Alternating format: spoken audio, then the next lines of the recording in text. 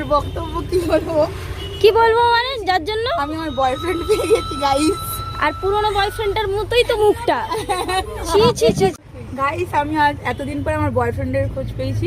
ঠিক আছে, দেখো কি কিউট, আমার খুব সুন্দর লেগেছে। আমি কিরকম বলতো? পুরো পুরনো বয়ফ্রেন্ডের মতো পুরো। কি অবস্থা, তুই আবার কালো? সে কালুয়াকেই তোর পছন্দ হচ্ছে? ছি ছি ছি ছি ছি।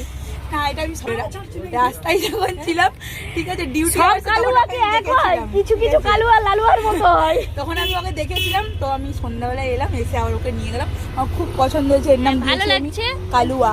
কালুয়া কালুয়া খাও হালুয়া সব পেমেন্ট হয়ে গেছে। পেমেন্ট না হলে ওকে রেখে দিও না। এটা সুদরা কাট, সুদরা কাট। এটা কাকে নিয়ে যাচ্ছ? তোমার বোনের